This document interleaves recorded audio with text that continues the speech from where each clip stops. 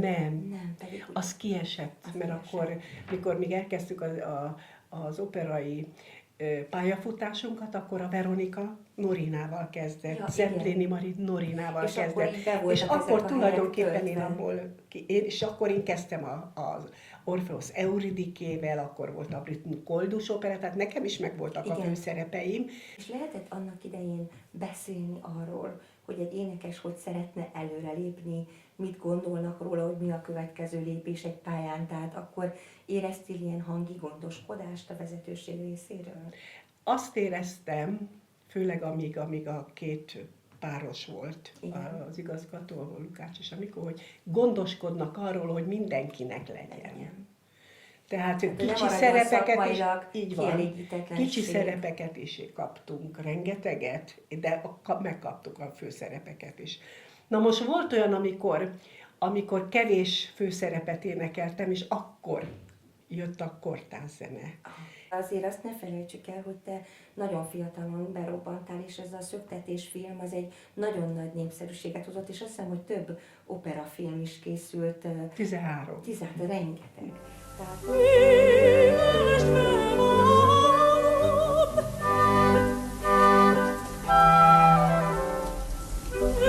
Egy szódott még, törcét a láncom megáldoz ég, törcét a láncom megáldoz ég, törcét a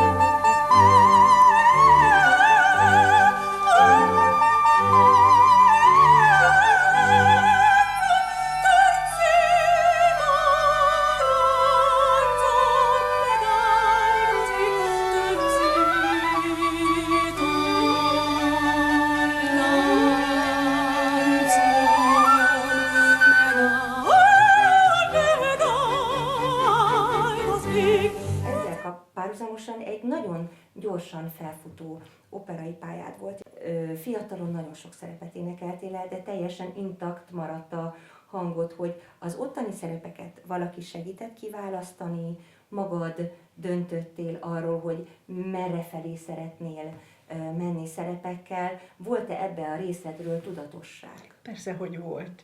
És próbáltam is, mert minden énekesnőnek vannak hangi korlátai, Igen. csak azt tudnia kell. És ezt te tulajdonképpen ilyen fiatalon önelemzéssel megérezted, hogy hol vannak ezek? Megkezdi az Hát igen, ember. nagyon sokan akkor is eléneklik, vagy azt remélik, igen. hogy más nem Hát hallja. jelez a torok. Hát például Konstancával én nagyon sokáig ott voltam, hogy nem éneklem el. Igen? Igen, nagyon sokáig, mert határhangjaimat használtam. Igen. Tehát én nekem nem volt. Például a te szerepedet, a Melindát én visszaadtam, mert én nem tudtam elénekelni. Arról is volt szó, hogy esetleg Igen, ezt is- megkaptam a Melindát, és én azt visszaadtam, mert azt mondtam, hogy ezt nem merem bevállalni. Pedig az első áriája gyönyörűen, Igen, szépen igen, énekeltem, igen, és nagyon igen. szépen sikerült, de az őrülési jelenetet azt mondtam, hogy azt én nem merem És te csinálni. hogy definiáltad magadat, hogy akkor te lírai szoprán voltál koloratúrkészséggel? Úgy van, pontosan. Csak a Gildát énekelted a Vertiből? És a Nanettát, És a Nanettát, persze, a Falstaffból. Falstaffból. Tehát ez, hát mind a kettő kedvencem volt, Igen, tehát mind a igen. kettőt nagyon szívesen És a énekeltem. Pucciniből végül is mit él? Végül is a Laurettát énekeltem, és a Bohém élet Mimit Igen, énekeltem. igen, És a Mimit igen. úgy kaptam meg, hogy ideadták nekem a muzettát, és azt mondtam, hogy ezt nem szeretném elénekelni, mert akkor nem énekelem el soha többé a Mimit.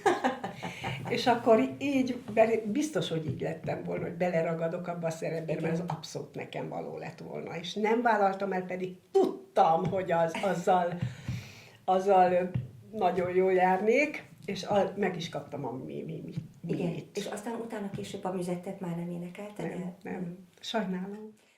Önálló dalesteket csináltunk, azt mondtam, nem mondok neveket, de elég Mondjuk. nagy név. Tehát mi együtt jártunk Konziba, Klukon Edittel, és rengeteg önálló koncertet csináltunk.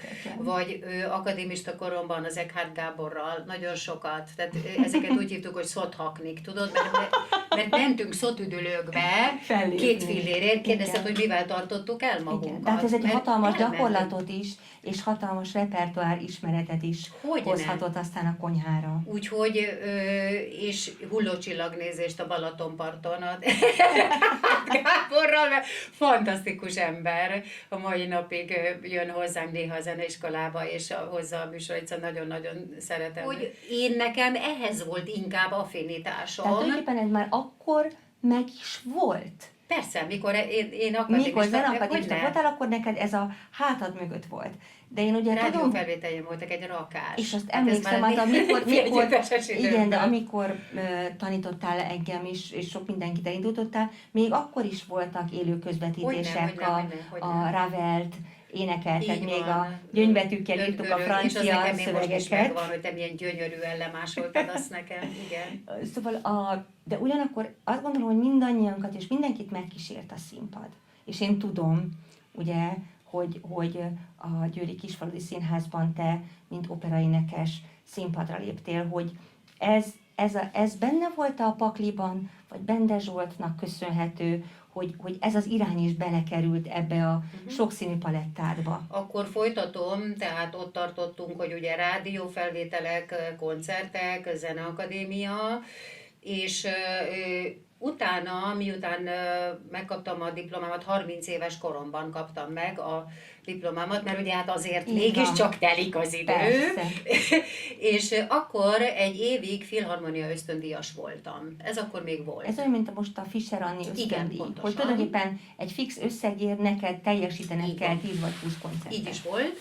És akkor ezt egy évig csináltam, és utána, tehát közben úgy nézegetett az ember, meg hallgatta a kollégákat. Igazság szerint megint a kollégáim hívtak, hogy menjek el előénekelni Győrbe, és Pécset is voltam. Mind a 2 helyre kaptam szerződés ajánlatot, úgyhogy tényleg Pécsre is felvettek volna, aztán később én oda vendégként mentem Elmentél, igen. kétszerre, ugye a Giannis Kiki Zita mamára és a Figaro házassága Mácsi Jánára, mert ugyanúgy ott voltak a kollégáim, és hívtak. Tehát igazság szerint volt egy nagyon jó rendezőm Győrben, akitől én rengeteget tanultam. Volt a Bor József. Igen, és ő azt mondta rám, hogy én egy ilyen téglaember vagyok, tehát aki úgy beépül a falba, nem rossz értelemben, De egyébként és ez egy nagyon malterember, jó és hasonlat, összetartja a közösséget. társulatot. És nekem ez nagyon-nagyon jól esett, mert én tényleg ilyen vagyok. Tehát, hogy szerettem ezt, és azért a kollégáim, mivel szerettek engem, tehát azért nem mindegy, hogy kikkel játszol együtt. Kívántak maguk mellé. Ugye? Így van, pontosan. Így mentem felvételizni, és akkor ugye, hát tudod, a Győri Színház az ugye a táncosoknak épült. Igen. Tehát ott az akusztika nem jó, és hát ezzel bizony nagyon megküzdöttünk valamennyien, de alakult egy operatagozat. Ez pont akkor volt. Ez pont akkor volt. Tehát én az elsők között voltam, aki az opera tagozatra ment, ugye, és az első operánk ugye a Verdi Rigoletto volt, ahol én ugye a Maddalénát, és hát éppen drága Gregorioskát emlegettük, ugye, hogy hát ő volt Sparafucci, jöttek vendégek is, tehát azért a társulatunk nem adott ki mindent. Persze. Ugye kellett vendéget hívni, és hát aztán ott mindent játszottam, tehát La Mancha lovagját, Burkhard tűzijátékot, Tehát operettet, de Nevér Orlovszkit nagyon szerettem, nagyon. És akkor ennek az időszaknak volt a csúcspontja tulajdonképpen a Bánkbán. Hát a Bánkbán, de ezt be kell lássam, hogy a Gertrudis nem kifogott rajtam, ha most itt erről beszélünk, mert valahogy azért mégis a színházban is az volt nekem a jó, ami az én lelki alkatomhoz való volt, bármennyire is azt mondjuk, hogy ugye hát a túllépjük a színháznak kereteinket. azért mást is kéne tudni, vagy nem tudom, hogy alakulok át, vagy és stb. Nem tudom, a Gertrud nekem nagyon kemény volt és hideg, és ezért én ezzel nem mértam megbirkózni, mert nekem mindig kellett az, hogy tudjak azonosulni. Igen. Tehát akkor érezted kiteszed ezt a lelki határaidat. A lelki határaimat, pontosan jól fogalmaztál megint, a lelki határaimat, amit tudjuk, hogy a hangban manifestálódik, Abszolút, mert nincs mese. nem lehet megerőszakolni. Tehát én ezt elrikoltoztam úgy, ahogy... Egyébként tényleg rikoltások azok a gékot, Persze. tehát indulati rikoltások, Igen. érted? Tehát nincs mese. És hát én alapvetően sem vagyok egy rikoltozó, úgyhogy igazán a hozzám közel álló szerepek, az a Hári Örzséje, ugye a Luizát is játszottam, tehát ezek a szelíd, vagy a clown szerepek, Igen, a tehát karakter, a bómod szerepek, igen. karakterszerepek, a szerelmes szakácsnők, és a nem tudom... Fidalmát és Marcellinát. Igen, pontosan, vagy ezek, érted? Hát ugye az a csodálatos, most már a tapasztalatomban azt látom, hogy nagyon sokan kudarcként élik meg ezt a szerepkört. És azt tud igazán kiteljesedni, akinek úgy passzol, mint a Kesztyű, aki egy kicsit ilyen Giulietta Mazzina alkat egy Fellini filmből, és most, hogy újra néztem a fényképeidet, azonnal ez jutott eszembe, hogy hát egy olasz neorealista színésznő. Már ez a minden lébe kanál. Igen. És egy saját világot építhettél föl. Abszolút. És nem tudom, hogy ez szabad-e, és azt gondolom, hogy például egy csomó operai potentátnak a tevékenysége nem közismert, de tudnál-e nekem ezekről a dolgokról esetleg beszélni, hogy miért volt nehéz ebből a relatíve békés ének tanulmányaid után az operába való bekerülésed? Mik voltak azok a nehézségek, amik a pályára állásodat nehezítették? Ami talán érdekes, hogy úgy ugye a mezzóknak rengeteg kis szerepük van, amit akár fiatalon, akár öregkorban tulajdonképpen el lehet énekelni. És tulajdonképpen az is van, hogy például a Manonban a zenész, akkor egy Lucia mama, szóval nagyon sok pici szerep van, amit ugye mezzók énekelnek. Szóval az van, hogy amikor az ember bekerül az operaházhoz, akkor biztos, hogy ugye logikus, hogy elkezdjük ezeket a kis szerepeket énekelni. Na most én nagyon örültem neki, mert hát olyan lehetőségem volt, a Házi Erzsébet volt Manon, meg Moldován Stefán, és akkor én énekeltem a zenészt, de akármennyire szépen elénekli az ember, az nem segíti ahhoz hozzá, én szerintem, hogy nem tudom, én bemegy egy 3 vagy 4 perces kis áriózót szépen elénekel, és vége. Tehát az nem elégített, nem jó, szóval nem elégített ki engem annyira, akkor azt tudom, hogy ugye én 27 éves voltam, és akkor a Lucia mamát, hát össze-vissza rajzolták a láncokat a szemem alá, minden, és minden, igen. Láttam azt, hogy mennyire próbáltak öregíteni, de mennyire nem sikerült. Tehát az érdekes, hogy az embernek a szeme, ahogy csillog már abban a percben, ugye egy idősebb, most már látom saját magamon, mert most egy pár évvel ezelőtt énekeltem Amsterdamban újból ezt a szerepet, és akkor tudom már, hogy most már nem kellett ugye annyira erőlködnöm, hogy ugye nehezebben mozogjon az ember, vagy... Szóval nagyon sok minden van, amit ugye gyakorlatból tanulsz meg, de ezeken a szerepeken sokszor nagyon nehéz, mert ha itt aztán valamit elrontasz, akkor kész, vége, az a pár pillanat van, és vége. Beszéltek veletek, hogy kiosztottak ki ezeket a szerepeket? Valamennyire volt kommunikáció köztetek, hogy milyen szerepekbe állhattok be? Volt-e visszajelzés ezekről? Ez olyan érdekes most, hogy mondod, mert a Pászti Julika és az Emplini Mari is azt mondta, hogy kaptunk kicsiket és kaptunk nagyokat is, és én csak úgy kislogtam. Én azt tudom, hogy az első 3 évben, a 3. év végén, amikor én már eldöntöttem, hogy eljövök, akkor kaptam aztán, de akkor is csak úgy, meg a Kárment, hogy beugorhattam. Tehát nem az, hogy én voltam kinézve arra a szerepre, és ugyanúgy nem az, hogy próbaidővel az Amneriszt elénekelhettem, hanem egy délelőtti előadásra bedobtak bennünket a Misura Zsuzsával. És úgy éreztem, hogy több van bennem, és amikor én megkérdeztem, hogy esetleg ezt elénekeltném, hogy nem, akkor a másik kapta meg, akkor szóval egy csomó olyan negatív érzésem volt, hogy itt soha nem fogom tudni bebizonyítani, hogy mit tudok, mert és én annyira, hát lehet, hogy a szemem miatt, és annyira érzékeny valaki voltam, hogy egyet előre kell, mindig mondom, egyet előre, 2 hátra. És mindig az volt, hogy hát ha így van, akkor el fognak nyomni végleg semmi nem lesz belőlem. Ez csúnyán hangzik így, mert mindig azt mondja, hogy miért ment el, kapott nagy szerepeket. De akkor ez már mind a 2 már csak a véletlen folytán kaptam meg, mert ugye az volt, hogy a Borisba énekeltem a Boris Alice-t, akkor fiú szerepet, akkor szóval egy csomó olyan szerepet énekeltem, ami nem volt, szóval meg akartam, többet szerettem volna, nem tudom, akkor láttam, hogy a Szirmai Márta énekelt Carment, és én voltam mellette a Mercedes, és arra gondoltam, hogy nem a féltékenység, de arra gondoltam, hogy ő nekem nem egy Carmen. És ugyanakkor ott volt a Szabó Anita, aki énekelte, vagy hát nagyon sok vendég, aki jött, nem is tudom hirtelen még ki mindenki énekelt Carment, nagyon sokszor volt egyszer még az Obrasszovával is énekeltem, akkor volt a Milcseva, aki énekelt Carmen. De ez nagyon klassz volt, szép volt,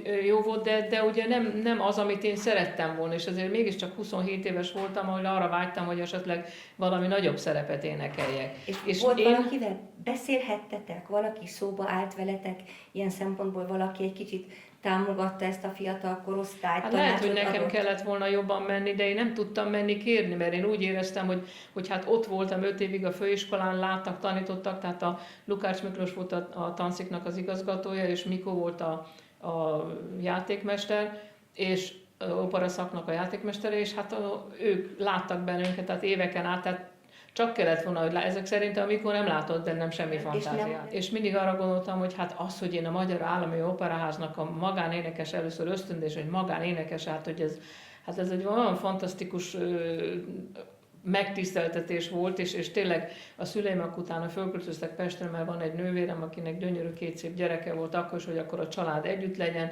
és hát én nekem eszembe nem jutott, hogy én el akartam volna menni, mert örültem, hogy végre együtt vagyunk, és hogy ez de ugyanakkor meg bizonyos fokig boldogtalan voltam, mert nagyon sokszor azok a ti időtökben már nem nagyon volt, mi rengeteget jártunk vidékre, az úgynevezett vidéki haknik, ami opera keresztmetszeteket vidéken, akkor rengeteg oratóriumot, aki most halt meg, régen rengeteget énekeltem a László Margittal, és például egy csodálatos élmény volt ezekkel a tényleg nagyon nagy sztárokkal. És akkor az akkori férjem, aki nagyon jól beszélt nyelveket, ő neki az ötletére volt az, hogy menjünk el és próbáljunk szerencsét. És nagyon hálás vagyok a szüleimnek, mert akkor édesapám pont egy ilyen kisebb agyvérzésen volt túl, és hát az borzasztó volt, ő tudott róla, mert titokba tartottam egy évig, az egy óriási riszki volt, egy évig titokba tartottam, mert előénekeltem, volt egy Verdi Requiem Grazban, és például ott is az volt az érdekes, hogy a Gráci előéneklés, vagy a Gráci Verdi Requiemre is úgy mentem el, hogy kikéreckedtem az operaháztól, és amikor megtudta a kolléganőm, akivel cserepartner voltam a varázsfúvolában, mint második dám, amikor megtudta, hogy én azért kértem ki magam, meg Grazba akarok Verdi Requiemt énekelni, akkor azt mondta, hogy mégse énekli el az előadásomat. És akkor azt mondtam, hogy teljesen mindegy, ha kirúgnak, akkor is megyek. És akkor igen, kaptam egy fegyelmit ugyan, de kimentem Grazba, elénekeltem ezt a Verdi Requiemet, és ott hallottak. Tehát valahol mindig van, ahol dacból valamiért azért azt mondtam, hogy csak azért és csak azért is. És ott hallgattak meg, és akkor utána kaptam egy kis színházba, a Gelsenkirchenben, ami... Annak a Carmen képe volt benne ebbe az újságcikkbe, és annyira az a kisugárzás, ami az arcodon van, annyira megragadott engem arról a fényképről, akkor is látszott ez az elszántság, hogy te igenis megmutatod. Hát nagyon-nagyon érdekes volt, mert amikor kikerültem, akkor hát 27 éves voltam, és emlékszem rá, hogy azon az összejövetelen, amikor ennek Verdi Requiem után, a Simándi József volt a Moldován Stefánia, Solyom Nagy Sándor és Petró János, egy nagyon jó egy produkció híres volt. Is létezik erről. És akkor azon a partén, amikor senki nem tudta, hogy én előénekeltem, és most tudtam, hogy akkor aláírtam úgymond a halálos ítéletet, hogy ugye elmegyek, és akkor a Simándi azt mondta, hogy vannak szerepek, amiket csak úgy lehet elénekelni, hogy a reggel az ember 8-kor föl kell, és abban a percben az el tudja énekelni. És bennem úgy megállt a kötő, hogy mondom, te szent ég, én most elvállaltam azt, hogy én elmegyek Gelsenkirchenbe, és ebolival kezdek. Ráadásul nem olaszul, nem magyarul, hanem németül. És egy szót nem beszéltem németül. És emlékszem rá, hogy ugye titokban tanultam a szerepet, és hát az nagyon nehéz volt, mert a német nyelv, és nagyon sokat énekeltem utána németül, de a német nyelv maga nem alkalmas, akármilyen jó a fordítás, akkor az mindig elmesélem, hogy a ti malediko, az olaszul, az egy jön egy, du sollst verdammt sein, egyszerűen nem lehet elénekelni.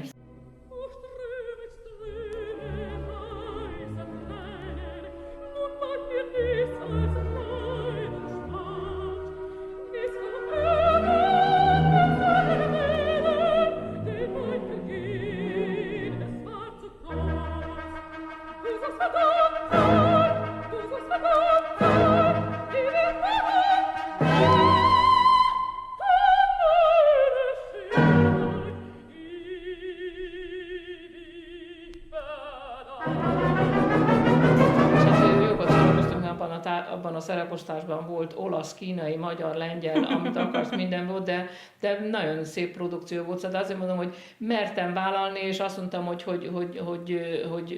ha nem sikerül, nem sikerül, de még akkor is azt mondtam, hogy a lelkem üdvér sokkal jobb, hogyha olyan közegben élek, ahol bizonyos Lehetőséget kapsz. lehetőséget kapok, és hogy boldog legyek.